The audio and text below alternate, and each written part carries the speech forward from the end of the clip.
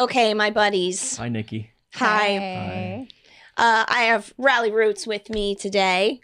You guys are some of my best friends, for one. And second, you guys are badass resellers. Thank you. Huh, We like to right? think so. Oh. I mean, I think it's a flattering term. yeah, I wouldn't go We'll- out and we'll take introduce it. myself that You'll way. but take I'll it? take it. Okay. I'll tell you where I can get well, it, right? I've seen you literally go. I mean, you've been running businesses for years. Yeah, And I've seen you go from one business Yep. to just taking reselling and Yep. going to a garage sale from scratch. Yep. You were just starting out. you've actually seen our business grow from the very beginning, before we were even on YouTube. Yes. We came out here and we did some stuff together in the reselling space because we were doing it. But you've seen us from the very, very beginning. Yeah. which is Nikki's cool. watched us Yeah. sow the seeds of this Yeah, little tiny empire community. for sure. Yeah. So explain what you do exactly. So in very simple terms, we go and buy something for one price and then mark it up and sell it online for a higher price. Where we find those items: thrift stores, garage sales, estate sales, auctions, wholesale liquidation companies, many different ways. But at the end of the day, all we're doing is taking an item, buying it for $50 and selling it for what it's actually worth online, which, $150, $100, something like that. That's so on trend right now. Yeah, it right? is. It's very on trend. Yeah. Yes. A lot of people, I think during the pandemic and lockdowns and stuff, a lot of people were looking for ways to make extra income. And I think one thing that a bunch of people did is they started looking around their house for stuff that they weren't using. Mm-hmm. Yeah, Mhm. definitely. I mean, and people have an excess of items, right? Yes. And then you're stuck at home. What do you do with this excess of items? Yeah. Thrift stores weren't accepting donations. People weren't They having weren't? garage- 'Cause A of lot them COVID? weren't, because yeah. of COVID. Yeah. Oh, wow. Yeah. So So a lot of people started doing it and then they found out that it's kind of fun, and they kind of turned it into a little side business. And It is fun. It is fun. It's and so more cool. people were watching YouTube videos during That's true, COVID too. times, right? So more True. people, we had more eyes on us in the reselling community in general, like any Right. reseller. Yeah. And you also teach people Mhm. how to do this, right? Like Yeah. how to build their own reselling businesses. Yep. So we have a YouTube channel showing basically everything that we do in reselling, and Okay. we've been on YouTube for almost 5 years now. And so in that time, we've shown everything from going to garage sales at the very beginning to, building it into a legitimate business. And we've built this really cool community, I think, of people who, some people watch us just for entertainment because it's fun to see what we find. But there's a lot of other people that watch us for information, and they've used our information to sell stuff themselves and make money. And then, now they have a bit of money, which is why we've always wanted to do a video together. Yeah. Because we have all these people that ask us questions about finances all the time. And we're good because we have you to bounce ideas off of, right? So you're like our sounding board for finances, but Yeah. we're not going to give out advice because we don't know what we're talking about We're when it not comes licensed, Yeah. insured, we're not certified. Fair Yeah. enough. It's You not know- your core competency is Right. running businesses Exactly. and Yes. making the money Exactly. and doing reselling, not Right. necessarily constructing Yeah. portfolios and Right. Correct. dealing with We're not all going to of give that. out information in something that we're not certified in. Yeah. Totally. Like, Fair. we never give out accounting advice. We say we are not certified accountants. We are not going to give out Right. accounting advice. Yeah. So what are people asking you when it Yes. comes to money? So 2 big questions that we get all the time from people. The Every first video. one is, if I want to go full time in reselling and stop doing what I'm doing in my job, what do I do about healthcare? Mhm. Which is, I think it's a really good question to ask. So Yeah. Okay. You want to Yeah. start there? let's start there. I have an answer for that. So Yeah. there's 2 main ways. If you work with a spouse, Mhm. you can actually start an employer-sponsored health insurance plan. So like your business can start a health insurance plan for you and your spouse. You got to have at least 2 people to do this. So Okay. when you get your spouse, it's great if your spouse works in the business. 2 people and a business. No, 2 people and a business. Okay. Yeah. Do both people have to be working for the business? You have to be employed Okay. By the business. by the business. Gotcha. So if they have children, what's that situation? If you have children, those are your dependents, Okay. and you can add them to your plan. There we go. Cool. Good. So that's actually what my husband and I did in our business. Is we started a plan, and it's me and him, and that's how we did it. Mhm. The other option is you can go through the marketplace, Right. Affordable Care Act, and you can actually get a plan through them. Right. So what I suggest people do, there are health insurance agents in every state that are happy to work with you to help you figure this stuff out. So call around to a few places, ask them, so you can tell them your situation and they'll look at everything and work with you on finding you a plan. Right. So look, health insurance, unfortunately, in the world we live in is expensive. Yeah. It's high deductible. You know, you're still shelling out $300 a month for a high deductible plan. But with the marketplace, with the Affordable Care Act, it's called a premium tax credit. So if you make under a certain amount, say that you're new in your business, you're not really, you know, making a ton of money, you're still making something, you can actually get a tax credit that helps you pay for some of your health insurance. Right. So even though, you know, a lot of people think health insurance is out of reach, I like to encourage them, don't assume that. Right. You got to look at your income. You got to see if you qualify for any type of you know, tax credit that'll help you subsidize that premium. Right. And then if you have a spouse working in the business, or if you have someone working in the business that's employed that you don't mind offering them health insurance, there's always that option too of you getting something that's sponsored by your employer or your business. Right. Yeah, that makes sense. And I think a lot of people forget too that they're usually already paying for healthcare out of their paycheck anyway. Yeah. If you're getting a net amount, you're like, well, I don't see the taxes go out. I don't see the healthcare payments and Social Security go out. But you're still paying for it, right? It comes out of your paycheck. Yeah, a lot of people don't realize that like Social Security and Medicare taxes, it's in addition to your federal income taxes. Like you're taxed more than you think. Yes. And not all employers are going to pay for your healthcare. Right. Some may pay for some of it, but some may not, and they take it out of your paycheck. Right. So, you know, I think a lot of people feel like it's out of reach, but it may not be. Even if you have to do a higher deductible plan, the cost of getting hurt and having a six-figure bill, you know, versus paying a $7,000 deductible, or you know, it's high. It's not fun. But you have to think about what is the alternative and decide what works for you, basically. And risk, cost, benefit. Risk. And a lot of the time with the people analysis, risk, costs. Risk reward analysis. Risk reward analysis, risk cost analysis. Yeah. A lot of the people that we work with as well, the right call for them is to keep their job and grow their business on the side until they're at the point where they can afford to take over those expenses too. Exactly. So, and they may have access to healthcare via their job. Or even a part-time job, you may get access to healthcare. We tell people an ideal situation is if your spouse is working and they have good healthcare from their job, to then break off on your own whenever you've built it up enough and you know you can replace your income. And then if you get to the point where you can replace your spouse's income as well and bring them in, that's the most ideal way to grow, because it's the safest way to grow. Exactly. And we want people to be safe and secure and not take the crazy risk. I mean, they're welcome to, but we would never want to condone that. If someone like lose their butts on that. Yeah, exactly. Do you guys have a lot of people working with their partners? Not as many as you'd think. Or is it mostly single people, or, you know? Yeah, it's mostly single people. Someone sees a YouTube video of us going to a garage sale, and then they're like, I'm going to go try that one time, and they don't even really include their spouse. And then the spouse is like, oh, you're a crazy person watching a YouTube video. But most of them are in relationships versus being single. Because we see comments all the time like, I would love to get my spouse into this with me. I'd love to get my partner into this with me. What a fun thing to do together. It is a fun thing to do together. We see wife, husband, girlfriend, boyfriend. We see those terms thrown around all of the time, right? So interesting. Maybe married and unmarried, but definitely couples. Okay. So a nice mix of people that are married, people that are not married. So I mean, then those are probably going to be the two main options for people. Cool. Yeah. And then the other question that comes up a lot is retirement.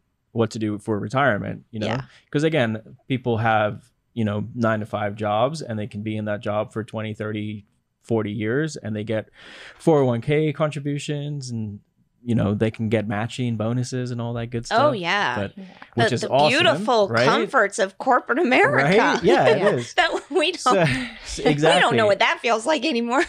So how do you build those comforts for yourself then? Because you can still do it, right? You absolutely can. Yeah. And it's funny because I'm seeing a lot of people just going straight into the meme stocks and doing that stuff right now before they're even thinking about, you know, retirement and saving on taxes and those types of strategies. And I think that if a lot of people knew more about this, they would probably be shifting that a little differently, right? Definitely. But I would say, you know, the best thing to do is to figure out how profitable your business is, you know, and figure out how much money you can actually allocate to retirement. Sure. And then from there, you choose which retirement account works for you. Because the thing about being self-employed, whether you're a 1099 freelancer or whether you run a business and you're an S corporation or whatever it is, the thing about it is you have a lot of different options when it comes to retirement. And there's something called a SEP IRA, and then there's something called a solo 401k. And then in addition to those, you can actually do personal IRAs too if you qualify. There's certain limitations traps that you have to watch out for with the personal IRA, which is your traditional IRA and your Roth IRA. That's like the personal IRA that's not associated to any business. But a lot of people don't know you can do both. I didn't know that. You could set up. Did I know that? I don't think you I knew may that. have. We tend to forget whenever we just learn have this SEP. because these are terms thrown around that we are unfamiliar with. When you're unfamiliar with something, you're uncomfortable with it, right? And then whenever someone gives you information on that, you don't know which folder in your brain to put it in, right? So then you tend to forget the information because it didn't stick because it was almost irrelevant to your knowledge. Well, I will say this. I know from experience that CPAs are not very good at laying this stuff out for people. I've worked with so many CPAs and I've been through this from, you know, an early baby entrepreneur knowing nothing, you know, to now where I am today. Yeah. And you are a certified financial planner. Yeah. Designation and all. But, you know, I remember being in the room and the CPA talking to me and it just going in one ear and out the other. And I'm like, yeah. Okay. SEP IRA. Okay. Just tell me where to deposit the check and what to do and I'll do it. Right. Not having any actual concept of what I was really doing with my money. Right. Nor that I needed to actually invest it myself in addition to that. Yeah. Because if you just deposit it, it just sits in cash. Yeah, I think for the first like 6 months we had our SEP IRA, it wasn't being invested. And then I looked at it and I was like, oh, I thought they just automatically did that for you. Big misconception. Yeah. So, you know, it's nice because being self-employed, you have these different options. But a lot of people aren't aware, I can do a SEP IRA. And as long as my income, you know, depending on it's very complex. I wish that they would just make this stuff simpler, but basically depending on how much money you make and depending on like if you have access to a 401k at work or if your spouse does, the rules are kind of convoluted there, but you can in addition do like a traditional IRA to boost your savings if you're maxing out a SEP. Right. Or, you know, whatever. And people need to understand if they are working for themselves, this is something you have to research. This is something you have to learn. And this is something that you have to become knowledgeable on. Because someone could give you the wrong information. You could find a bad CPA. Do you know what's an ignorant CPA, not necessarily bad. You know what's even worse is when CPAs completely don't even bring up to you, hey, here's your $100,000 tax bill or whatever it is. Like us? Yeah. And what happened with us? Okay, here you go. And then you pay it. And then later you realize I could have contributed to a SEP IRA or a solo 401k. And I was in the high tax bracket and I could have saved, you know, taxes. $40,000. And the CPA didn't even tell me. Right. Yep. Like that's the stuff that really grinds my gears, you know, and not that it was our fault for not educating ourselves on these couple of things that we easily could have just gone onto Google and just got a basic understanding of, or YouTube. got a basic understanding of, and then continued to watch people so that we can compile enough information that was true and accurate to then make an educated decision when we spoke to our CPA and then told him like, hey, we should be doing this. Oh, you're probably not the right CPA for us. Let's find a new one. Right. And I'm not saying that, like, I mean, the CPA's job is to take the data you give them and spit out how much you owe in taxes. But that's changing. Like, now people want service. They want you to, like, help them find tax savings, make sure you're taking all your deductions. Right. Like, and to your point, Allie, this is exactly, this stuff gets me so fired up. This is exactly why I do what I do with She Talks Finance, because I was there before in my life where the CPA didn't tell me and I didn't know. And I lost out on tax savings, and I lost out on being able to have money, you know, invested earlier than I would have. Or we missed the boat for a lot of money. But if you know, if you have an idea, even if you don't understand it like fully to your core, if you have an idea that it exists, you can at least spark the question. Right. You know, maybe you don't delve in deep enough to understand all of the options, but you need to know all of the options. Even if you don't understand them, you just need to know they're there. Yeah. It's like a menu at a restaurant. You know, you need to know what's available, and then you can pick from it. So what do you think would be like a good way for someone to start? Someone who's never really invested into a retirement, because we're talking about retirement plans. Let's say I'm a reseller, because that's what we deal with, right? I'm a reseller, and I've started making a decent amount of money. Let's say this year I'm bringing in $20,000 in extra income. Would you say maybe go SEP IRA to begin with? SEP IRA is usually the first stop for most people. Right. And then with the SEP IRA, you can get up to, I think it's like 57,000. It changes total, every year. Right. So it's somewhere around there. For up to the max, right? And then so it gives you a lot of leeway. It's 25% of your net business income up to that limit, up to that, you know, $57,000. So the SEP IRA, it would be fair to say, is the appetizer. It's the appetizer. It's solid. It's like the crab cake, you know? Yeah. It's like the crab cake is the crab cake is an active, or the crab cake is like a solid appetizer, filling, you know, gets the job done. It does get the job done. And then you want to, if the crab cake isn't enough, you got to move to the lobster. There you go. Right? Oh, the lobster. And the lobster is the solo 401k. So good. So are you and then because again, I made the mistake of getting the IRA set up and then not doing anything with the funds that were deposited. So would you say it would be smart for most people to buy index funds to begin with? Yeah. I mean, passive investing is essentially just buying either mutual funds or index funds. And, you know, this is something that it's not as hard to learn as you think. Like once you get the foundation of it, you got it. You can work your way around all these ETFs and find different things you want to invest in. You want to invest in gaming ETFs. You want to invest in renewable energy ETFs. Whatever it is, you can kind of work your way around and get detailed with it. Cool. But generally, index funds are fine. Funds in general, if you do want to do some stock picking, you know, I suggest in your retirement account, high quality stocks. I wouldn't, you know, look, I love a meme stock just like the rest of us. You know, I've traded them. I've, you know, played around with them myself. But I wouldn't put that in my retirement account. You know, I would be investing like if I wanted shares of Apple, you know, extra shares that I don't get with my ETF, or you get Apple in your ETF if you invest in a certain kind of fund, but sometimes you want more. You want more exposure than what you get with the ETF. So that's where individual stock picking can come in. So like we added Facebook recently to our the stock. We play the index funds, but we also added additional Facebook because of Facebook Marketplace taking off. So we noticed a huge move from a lot of the other platforms that people resell stuff on, like eBay and Amazon and Macquarie and Poshmark. We noticed a lot of people are starting to at least cross-post, like also put their items into Facebook Marketplace.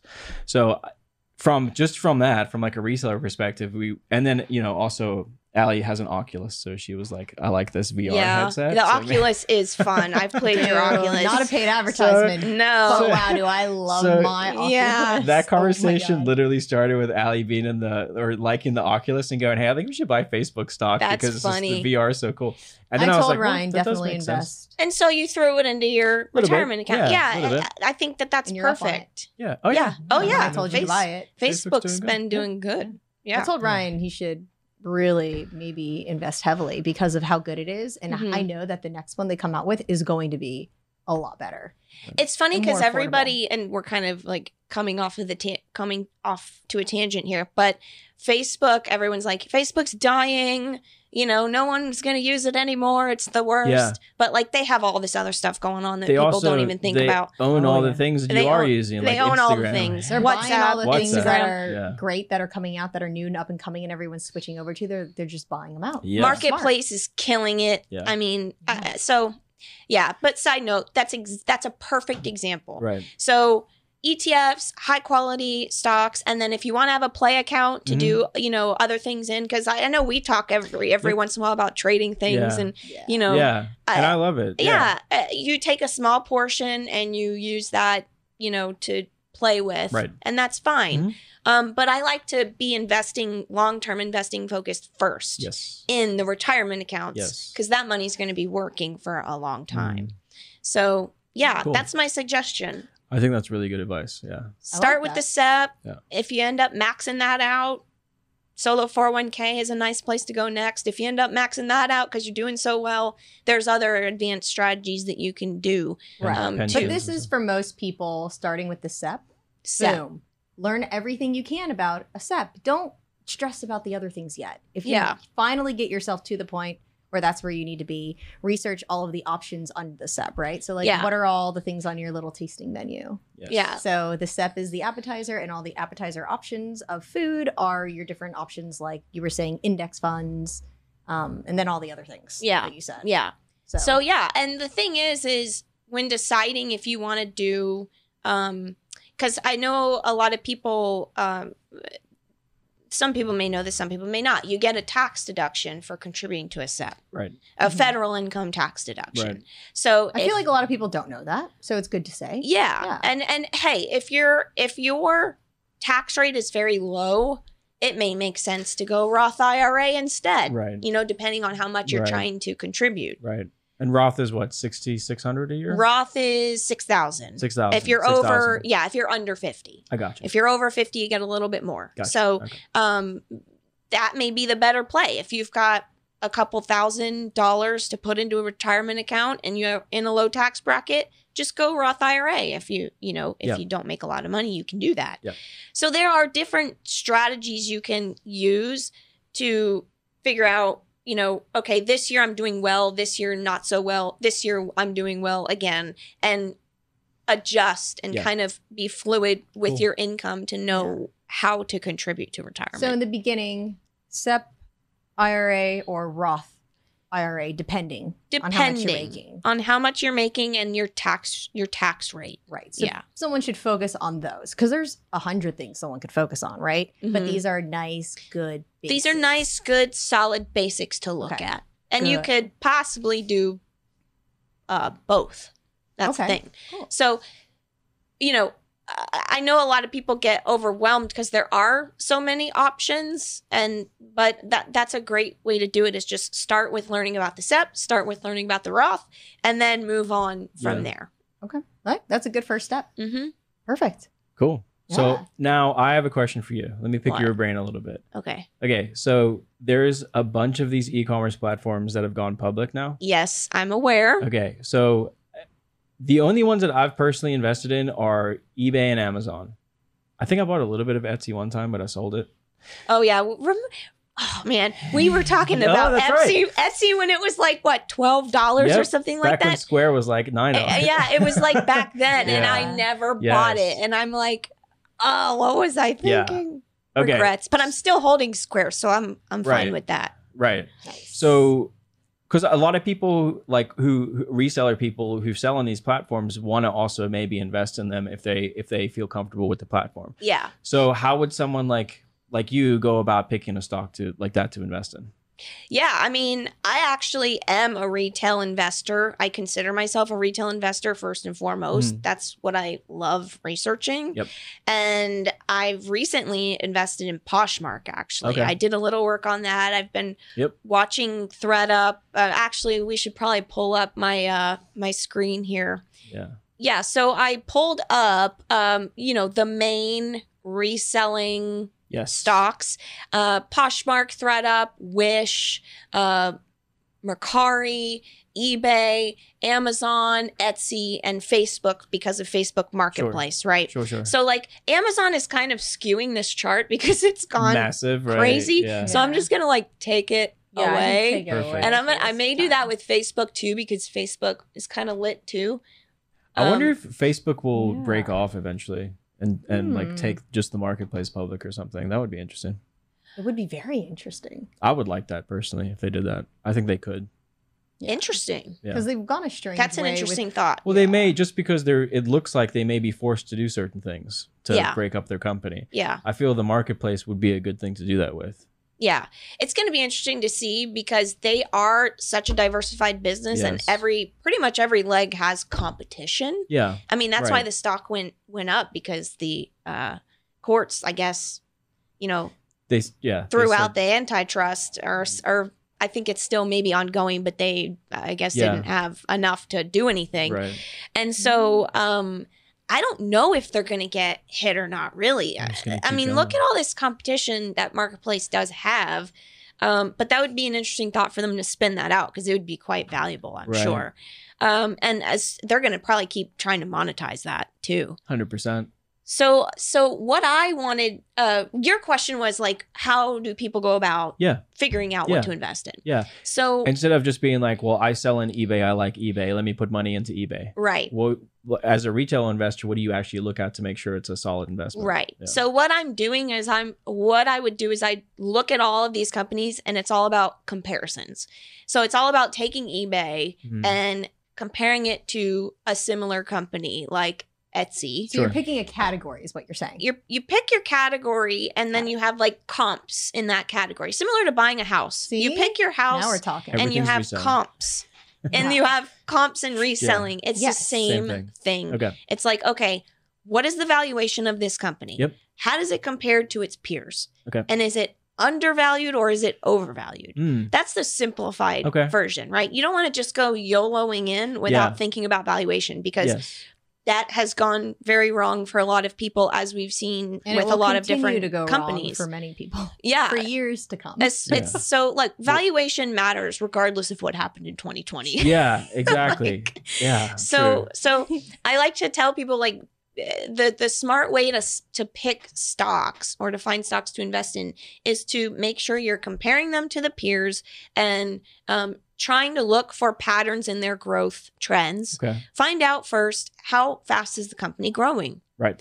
Like, for example, with ThredUp is growing, at around 15%, while Poshmark is growing at around 40%. I see. And eBay is growing at about 30%. So, quarter over quarter. I'm looking at quarter over quarter here.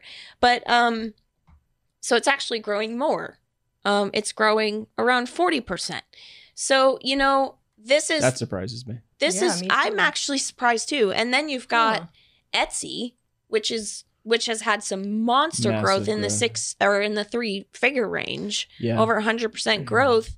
So Etsy's valuation is rich right now. It's pretty high, but it's got the growth numbers that's kind of supporting that valuation. Does that account for them buying Depop? Because I know they just bought another platform out. Yes, and I wanted to ask you about that.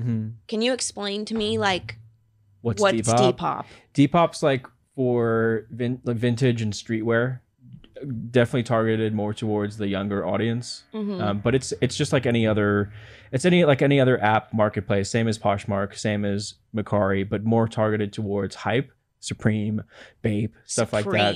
Yeah. And then vintage, like 80s, 90s. It's clothing. definitely niche. Okay. It's very niche. I would say Depop is probably 80 to 90% male dominated. Okay. And I would say 18 to maybe 30, mid 30s demographic without looking at it, what it actually is. That's what I would assume. Okay. Yeah. From people, that Whereas, my brother does business with. Yes. Selling a lot on Depop. But, I know people making a decent amount of money selling stuff on Depop. Okay. Yeah.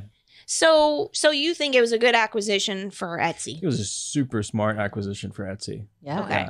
I think it's totally different audience than their current audience. I think it legitimizes Depop more. And reselling. And reselling in general, sure. In general. Yeah. At vintage. Yeah. So Etsy already had vintage. They already allowed vintage t-shirts to be sold on their platform. And Etsy's always been known for the high priced vintage. Mm-hmm. So professionalism. It's more professional. You're getting a authentic true vintage item, but you're paying the price for it. Okay. So now they've kind of added in this lower to mid-range vintage. So I think that was their goal, to be like, and hype and stuff. But I think that was their goal, was to be like, we were the high end, just the high end. Now we're the everything. Let's bring it all into one. Okay, house. Be more inclusive, essentially. Be more inclusive, yeah. They're including more people in the marketplace. Etsy does have a posh feel It does. to It it. has a very pinky. It does have a pinky feel to it. Like very champagne. Oh, I got this on Etsy. Yeah. And I think Etsy's just getting past the stigma of you go to Etsy to buy wine glasses for your wedding, or you go to Etsy to buy overpriced handmade goods. Yeah, a sign for your front door that's made by, you know what I mean? Yeah. So I think they're really trying to get more to, we sell other stuff too. Okay. Yeah. So I am curious because I find it fascinating right now that ThredUp, I'm actually going to clean this up a little bit more so that we can kind of get a nice view here. ThredUp has been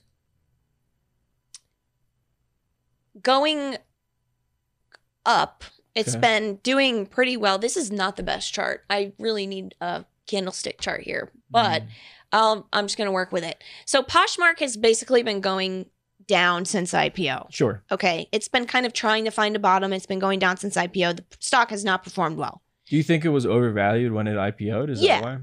I thought so. When I looked at it and I compared it to Etsy, that was my comparison. When I was researching Poshmark, it was Etsy. Okay. It felt expensive. It felt way too expensive considering Etsy was growing at over 100% and Poshmark was growing at 40%. Yeah. So I waited and I ended up buying more recently when it was kind of selling off a bit more and showing a bit more of a discount to Etsy. Right. And I would buy more, I think, if it sold off even more. Gotcha. Because the longer it sells off, the more the valuation may start to look attractive. But I do have some concerns that I wanted to ask you about. Yeah. But the point is ThredUp has been performing well since IPO. Poshmark and Wish have not been performing well since IPO. Yeah, Wish doesn't surprise me. But Poshmark and Wish are growing at higher rates. ThredUp is the laggard of them all. So I'm trying to figure out, what are people seeing in ThredUp right now versus the others? It grow? That's making the stock price perform better than the other two. Honestly, I don't know. ThredUp hasn't really made waves in a while. We don't sell on the platform. I don't know very many people who use it. I think a market. I think. Maybe they are marketing and they are getting people, and we're just not seeing the marketing. I don't know. Maybe it's very targeted and they're going to make it more general. Maybe. I think their model is you send in your clothes to them, and they're partnering with big retailers like American Eagle, a bunch of other ones, and they are saying, give us your clothes, we'll resell them for you and pay you a commission. Yes. So versus, I think there's an initial payout, and then there's also we'll keep your clothes and sell it on a consignment basis. Consignment, yeah. Okay. I don't know, like maybe Wall Street Bets got a hold of ThredUp, and they're pushing it higher. I don't know. I haven't looked at the short interest on it, but it's very interesting to me to see the divergence between the performance. So I'm thinking, okay, what's the deal with Poshmark? Yeah. Like, I've heard good things, I've heard bad things. Sure. From a reseller's perspective, what's the deal with Poshmark? Oh man. So from a reseller's perspective, I think it's a really good platform because they have a great built-in customer base that loves using the platform. So almost like how people love using Amazon Prime, people love using Poshmark because they know they're going to get typically a quality service, and kind of like Etsy almost, where they get that personal service. A lot of people who sell on Poshmark are still handwriting notes and wrapping the pieces up really nice. So you're getting more of like actually wrapping the shirts and really and putting a cute sticker on it, and they're sticking it in a bag that is patterned, like a flamingo bag, you know. So they're giving you this like concierge service experience, right? What people they encourage that and support it and push it. Yes, for sure. Okay. What sellers don't like about Poshmark is you have to. It's almost like a social networking app where you have to share what you're doing. You have to share your items all the time. And it's work. Like you actually eBay, you just post something, forget about it, and it sells when it sells. That's how most platforms are. Poshmark, you kind of have to be active in the platform. And then also their fees are high. Their fees are 20%. I know. I noticed that. Yeah. And one of my concerns is fee compression. Yeah. Like, you know, how are they going to keep being able to do that? Yeah.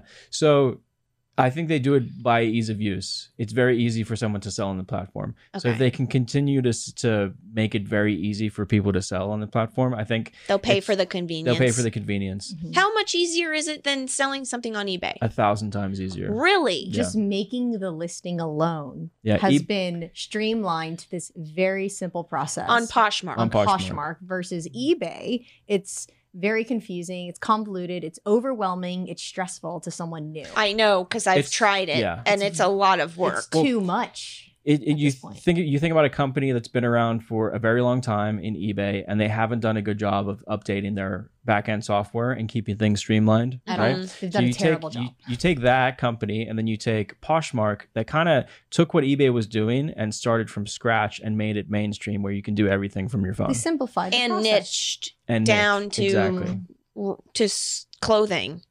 Fashion to begin with. To begin with. Now they're expanding into multiple different categories and internationally.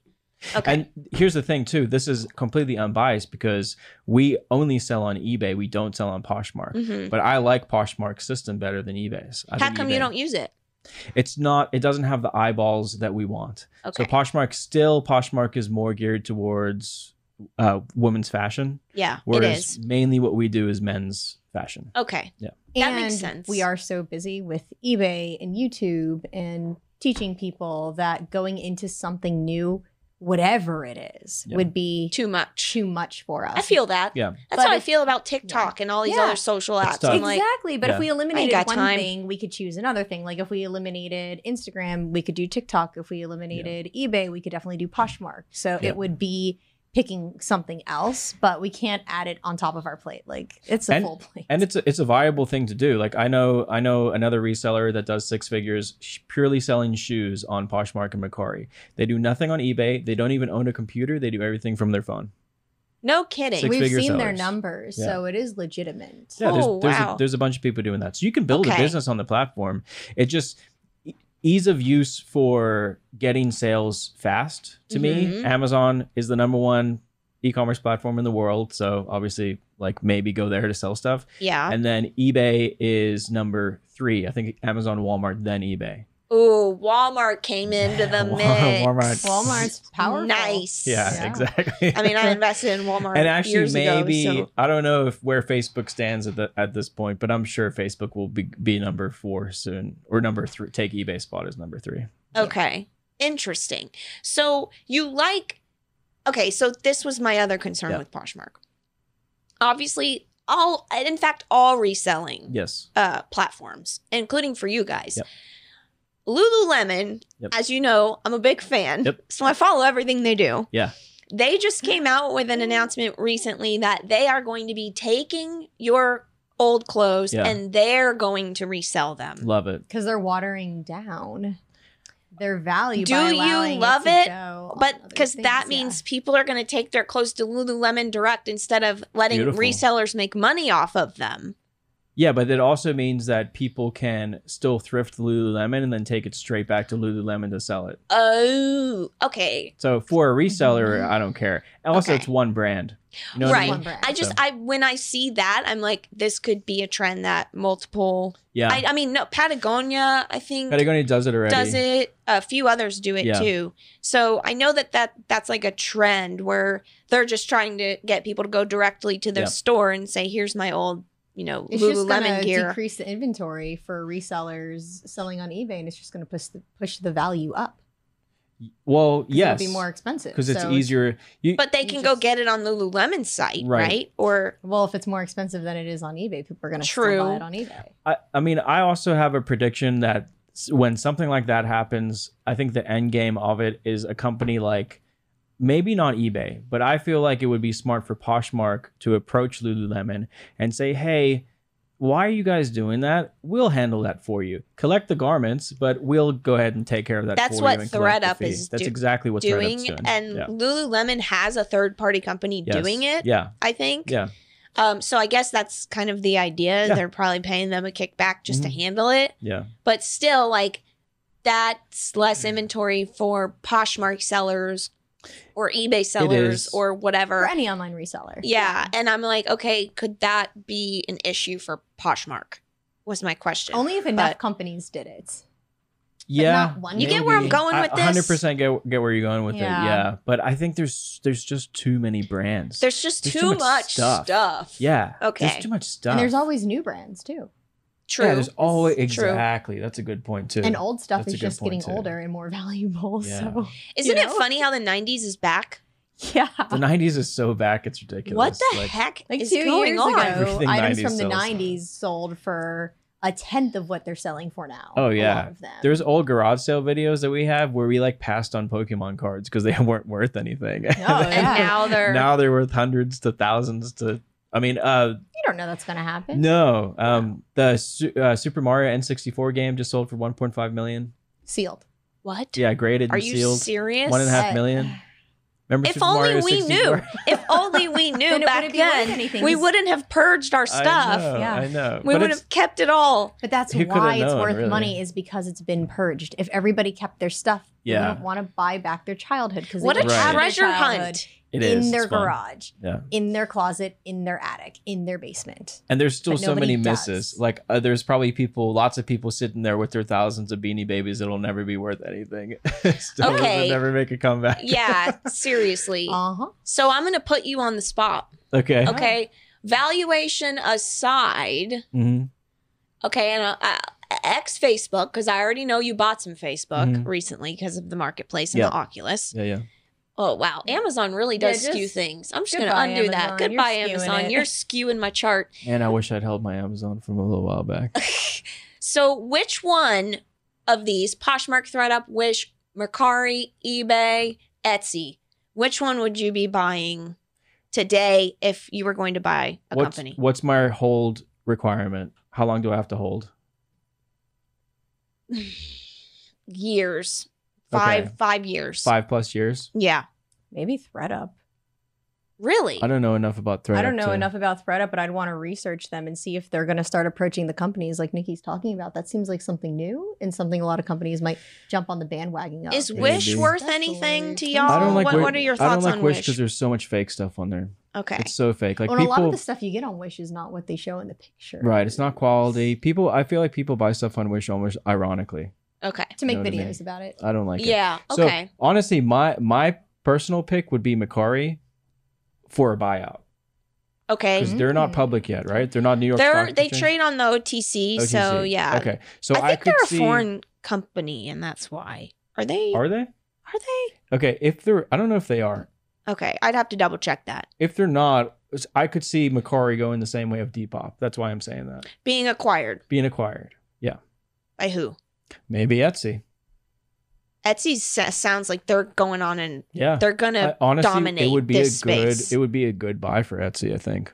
So maybe if Etsy dips a little, Etsy would be the buy because of these Maybe other Etsy I would would love to be throw some more of a Etsy buy. in the portfolio eventually if it ever came down enough. Yeah, it's But- high. It's high. That's the hard part is that it is high. Yeah, but that ship may have sailed. We'll see. Okay, Yeah. so Mercari. I would say Mercari for a larger gain, and then, I mean, What do you like eBay, about Mercari? I like that they're probably going to get bought. Okay. I don't. So I like. I don't know the platform well enough. I don't know the platform super well. What I do know is that they're heavy into advertising right now. Okay. So they're gaining a lot of market share, or they're trying to gain a lot of market share through advertising. I don't know what their numbers look like, or what their funding looks like, what their debt ratio looks like. I don't know anything like that. I'm gonna have to look into that one more. That's one I haven't, delved into. Yeah. But I'll definitely pay closer attention to that and see what's up with it. Yeah. The one thing that I will say is that I love the space, and not just saying it because we sell online. The reselling space. I love the reselling and the e-commerce investing space, because that's the only way that things are going. I know that, so retail shopping obviously has made a comeback with people going into stores, and retail, like physical store stocks, have done well, but I don't see that continuing on in most cases. I think in a lot of cases it's better, like Lululemon, for example. To me, it's better to go into the store and have that experience of shopping at a Lululemon, and I think a lot of people have that same, because I mean the lines are always ridiculous out of Lululemon. It's crazy. Because it's an amazing product. I agree.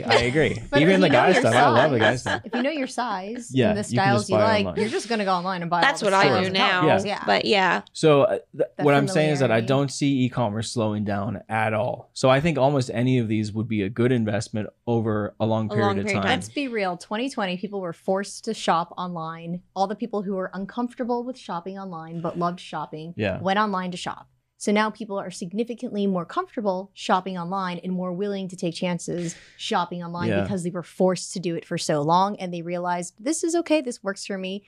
Oh my goodness, the convenience of shopping online. You cannot beat that, especially for presents. True. Yep.